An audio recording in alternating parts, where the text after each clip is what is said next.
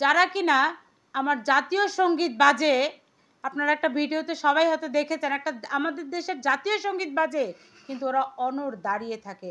ওদের কত বড় সাহস যে আমার জাতীয় সঙ্গীত বাজে ওরা মুখটাকে খিচে দাঁড়িয়ে থাকে।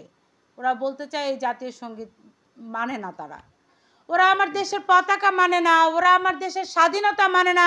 এই দেশদ্রোহী জামাত শিবিরের হাতে এরা আন্দোলনের নামে দেশটাকে তুলে দিল, শিবিরের হাতে দেশটাকে তুলে দিল, জামাতের হাতে দেশটাকে তুলে দিল, যারা এখন ছিঁড়ে বিড়ে খাচ্ছে দেশটাকে। ওই যে শিয়ালের কেক ভাগাভাগি করার গল্পটা জানেন না? সেই শিয়ালের কেক ভাগাভাগি করার মতো গল্প হয়েছে বাংলাদেশে, যে একবার এই অংশকে খাচ্ছে, খেয়ে বলছে না ওটা এখনো সমান হয়নি, তারপর আবার ওই অংশকে খাচ্ছে, এভাবে করে ভাগাভাগি করছে দেশটাকে। এটার ফলস্বরূপ আমরা কি দেখলাম? পাহাড়ে আন্দোলন দেখছি। রাঙামাটি, খাগড়াছড়ি, বান্দরবান, এই প্রত্যেকটা জায়গা এখন খুব আন্দোলন চলছে, কারণ ওই জায়গাটা ওরা ভাগ করে নিয়ে যেতে চাচ্ছে, তারা স্বাধীন হয়ে যেতে চাচ্ছে। অথচ ওই জায়গায় যারা নেতৃত্ব দিচ্ছে তারা কিন্তু 24-এর আন্দোলনে ছিল। এটার জন্যই কি আপনারা ওই স্বৈরাচার সরকারের পতন করেছেন? এমন তো কথা ছিল না। আপনারা বলেছিলেন বৈষম্য থাকবে না। এখন আমরা কি দেখি? লাশ ভেসে যায় সাংবাদিকের, লাশ ভেসে যায় হিন্দু সনাতন ধর্মী বোনদের। সনাতন ধর্মী যারা সংখ্যালঘু তারা কোথাও ভালো নেই, কথায় কথায় তাদের উপর অত্যাচার করা হয়, নিপীড়ন করা হয়। এমন তো কথা ছিল না, বলা হয় তারা সংখ্যালঘু, জিজিয়া কর দিয়ে থাকতে হবে। আরে মুসলমান যখন ভারতে থাকে তখন এই মুসলমান তো ভারতের সংখ্যালঘু, তাহলে ওই ভারত দ্বারা আমার মুসলমান ভাইয়েরা বোনেরা নির্যাতিত হবে না? আপনারা যদি বাংলাদেশে হিন্দুদেরকে নির্যাতন করেন, একইভাবে আমার মুসলমান ভাইরা অন্য দেশের যখন সংখ্যালঘু থাকবে তখনও তো তারা নির্যাতিত হবে। আমরা তো সারা পৃথিবীতে কোথাও অত্যাচার চাই না, কোনো ধর্মের উপর আমরা অত্যাচার চাই না, কোনো ধর্ম অবমাননা চাই না, ধর্ম সংরক্ষণ আইন চাই। প্রত্যেকটা ধর্মকে সম্মান করতে হবে, সকল ধর্মের সকল মানুষ সমান। কেন আপনারা শুধু শুধু দেশের ভিতরে বোরকা বোরকা দাড়ি টুপি বলে অশৃঙ্খল বিশৃঙ্খল অবস্থা তৈরি করছেন? এটার জন্য তো বাংলাদেশ স্বাধীন হয়নি। এই জামাত শিবিরকে তারা যেভাবে প্যাট্রোনাইজ করছে, এই জামাত শিবির তো 1971-এর স্বাধীনতার যুদ্ধই মানে না।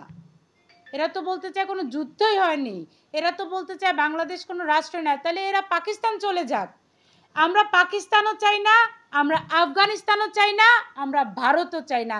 কেননা 54 বছরে তো আমরা বাংলাদেশই পাইনি। আমার দেশের মানুষ তো ধুকে ধুকে মরে। আজকে সকালেও তো মার মেয়ের গলা কাটা লাশ পাওয়া গেছে ঘরের ভিতরে। কি অপরাধ ছিল? কথায় কথায় আপনারা মহিলাদের সম্ভ্রমহানি করেন, কোনো মহিলাকে আপনারা টানাটানি করছেন। সেদিন দেখা গেল যে ভোলায় একটা ঘটনা, একজন মহিলার গলায় জুতার মালা দিচ্ছেন, বলছেন কি যে সে পরকীয়াতে লিপ্ত। পরকীয়া কি মহিলা একা করে? একটা পুরুষ তার সাথে যুক্ত থাকে না? তাহলে কেন সেই পুরুষটাকেও শাস্তি দেন না? কেন দেশে আপনারা আবু তোহার মতো কথা শুনে শুনে 4টা 5টা 6টা 7টা একাধিক বিবাহে জড়িত হতে চান? আসলে আমরা এমন দেশ চাই না, এমন দেশ চাই যে দেশে কোনো সংবাদ যোদ্ধার লাশ পানিতে ভেসে যাবে না, মেঘনায় আমার কোনো ভাইয়ের লাশ ভেসে যাবে না, কোনো বোন কাঁদবে না, কোনো বোন ধর্ষণের শিকার হবে না, সবাই লেখাপড়া করবে। এই হুজুরা এখন বক্তব্য দিচ্ছে, তাদের ওয়াজের ভিতরে নারী বিদ্বেষী বক্তব্য কেন দিতে হবে? তাদের ওয়াজের ভিতরে অন্য ধর্ম বিদ্বেষী বক্তব্য কেন দিতে হবে? ওয়াজ কিসের জন্য? এই জামাতি হুজুরগুলো কি বলে দেখেন, জামাতি হুজুর একজন আছে হামজা, যে পাগল, সকালে একটা বলে, বিকালে একটা বলে, রাত্রে একটা বলে, ভোর রাত্রে একটা বলে। তিনি সম্প্রতি সময়ে আমাদের নবীজি হজরত মোহাম্মদ সাল্লাল্লাহু আলাইহি সাল্লামকে তিনি সাংবাদিক বানিয়ে ফেলেছেন। এমন লোককে নেতৃত্ব আমরা চাই না, চাই না। জামাতের আরেক নেতা তারেক মনোয়ার সাহেব তো অমুকের ছোটবেলার বন্ধু, অমুক প্রিমিয়ার লিগে খেলেছেন, উনি হেলিকপ্টারের শব্দে হেলিকপ্টারে ওঠেন না, উনি রকেটে করে চলেন।